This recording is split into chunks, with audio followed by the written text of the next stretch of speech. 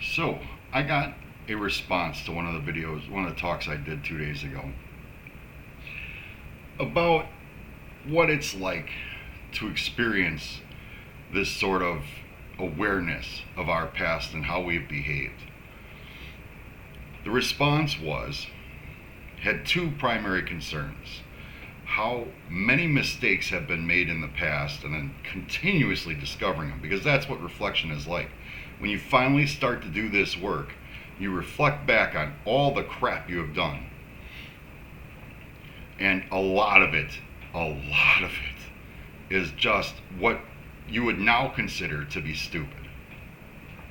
And fear. I'm going to start with the fear. My friend who helped me move here brought up a question because he's got concerns about my definition of consciousness, of mind, in that how does fight or flight affect consciousness? How does that affect your mind? And I've done a lot of thinking on this since he broached the subject with me. What you have to understand is we are humans. We have grown up in an environment that is all survival of the fittest. Our species' history is survival in an environment of survival of the fittest, which is an environment of fear. Our species' history is riddled with ego. And how does ego survive and thrive in an environment of fear? I've said it before, and I'll say it again. Deserve. Deserve is how ego thrives in an environment of fear. So if you find yourself in a similar situation where you are looking back and you just recognize all these simple, stupid mistakes, first off, if you can identify a mistake, understand that mistake, your mistake in your selection of choices then, is almost certainly based in fear and ego, which requires or utilizes deserve. Perhaps some of the mistakes I've made weren't exactly as dumb as they look on the surface, because you don't know what making another choice would have brought to your life. If I am repeating something in my consciousness that is fear-based, leading to a mental decision of mind right now, my reaction based in fear is almost always seeking a result I feel I deserve. Okay, none of us can avoid. This is probably the entire goal of being wealthy, is to avoid the trap of fear. But in our society, even when you're wealthy, you have all these things to fear because everybody wants to take it, everybody wants to impinge, everybody wants to affect, everybody wants their piece. The fear doesn't go away in the system we built. It only compounds into protection. Now that I have these things, I need to protect. And if you're coming for mine, there's that ego, fear, and deserve.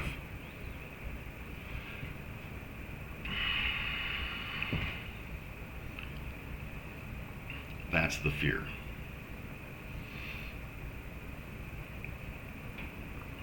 Now let's talk about intelligence. Because I have looked back on a lot of decisions in my life, and I recognize those decisions as stupid, as having a lasting detrimental effect on the life that I currently live, on my mind right now. What humans are just now waking up to is the wondrous diversity of human intelligence. It's so hard to see in our environment, the environment we've created, because human intelligence only stands out when that intelligence is, it's on a spectrum that leans towards something useful. So if you're really good with money, it's very useful in this environment, and you get the status of genius a lot easier. If it's sports, in our environment, if you've got that genius for sports, it's easier to recognize because sports are everywhere. If you have a genius for manipulation, for getting what you want out of other people. We have built an environment where that kind of intelligence will get recognition and achieve genius status. When I was a kid, during the period of my life where I made the most mistakes by volume, you couldn't tell me what was right to do, what was wrong to do, what was beneficial for my future. You couldn't tell me any of that, because I looked at the world and the people giving me advice, and I did not recognize a respectable intelligence. It's terrible to say that, but that's who I was. Because I too did not know that intelligence was so diverse. When I would get in trouble, and this is this is somewhere you will find, this is the place where you will find white privilege in my history. When I was a kid, I got into a ton of trouble.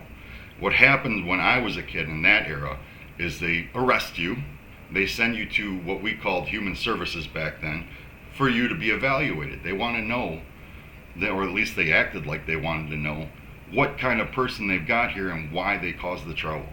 See, they were dealing with psychology, and psychology in my life should have been backburnered as a study, but it's still prominent.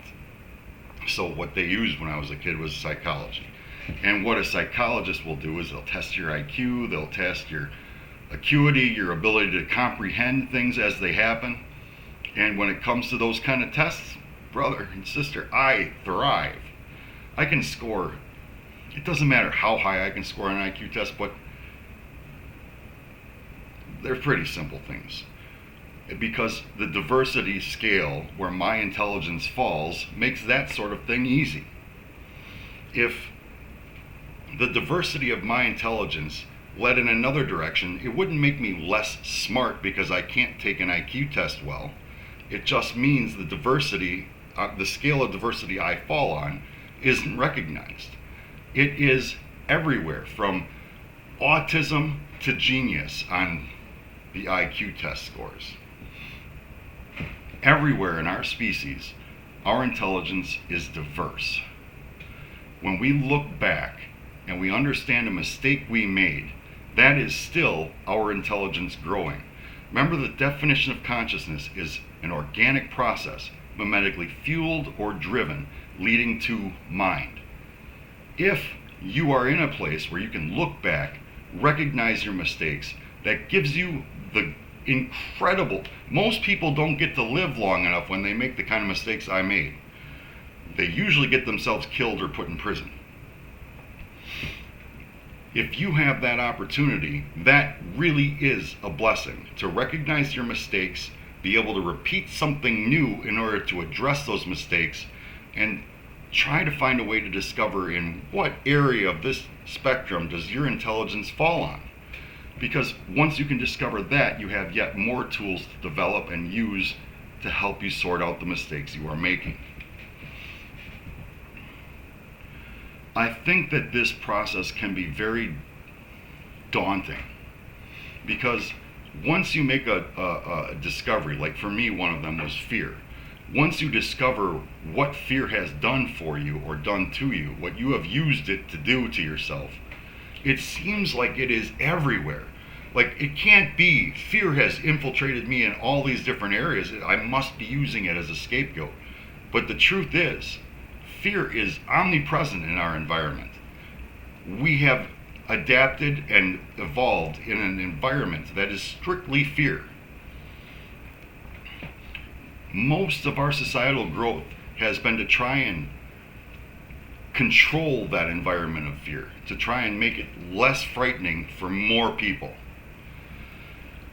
We've done that in ways that haven't been as effective, and I am trying now in my dreaming. When I work, I have the work of consciousness, that is this.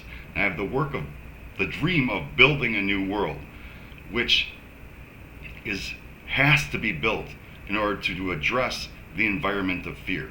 Because you cannot create an environment for consciousness to grow without dealing with the subject. So, understand a few things here. One, you are still in that environment of fear. Two, you have definitely made mistakes. I am here to tell you, the people with the highest IQs are some of the dumbest people on this planet when it comes to other areas outside of their own spectrum. We are damn near oblivious to it, especially if our ego has made it such that, oh, I am a genius. If I do stupid things, it must be something in the environment or something somebody else did that caused it to have that outcome. Because my ego tells me that I scored this on an IQ score, therefore the mistake must be somebody else's. Now, the mistake was yours. Even if it was due to somebody else's actions, you didn't see them coming. If you are so damn smart, you would have seen them coming. It's a freaking trap to think you are that smart. It blinds you. You are not alone in this. I am doing this work with certain fundamental understandings. Things like size defeats us. Things like I am not unique. We are all having that fight. If you have chosen to fight it, to actually work on these problems, you are ahead of the game when it comes to the vast majority of people. They would rather ignore it, feel sorry for themselves, or feel superior in that somebody must have screwed it up on you, take it out on somebody else. If you're doing this work, you are ahead of all of those people. Because what are we fighting for? What game am I actually playing? I view life as eternal. I am mind before matter in my philosophy. I think that there is a purpose. I think that there is something behind that purpose. And I think that this will go on after this. If you will think like me, that this life will continue after this dies, then what are you playing for? Are you playing to do it perfectly? Are you playing to have the most toys when you die? Because those toys are meaningless. There is no toy you could add to my life with my current understanding that would improve my life after this is gone. What are you playing for? If you are playing to advance your consciousness, to develop your mind, to be fueled, not driven, then these past mistakes are a wonderful thing. The fact that you can recognize, understand, analyze, reflect, and change that piece of yourself, that is a blessing. That should not beat you down. If you are ego and driven, that should absolutely beat you down. But if you are fueled, working with empathy, it's a blessing.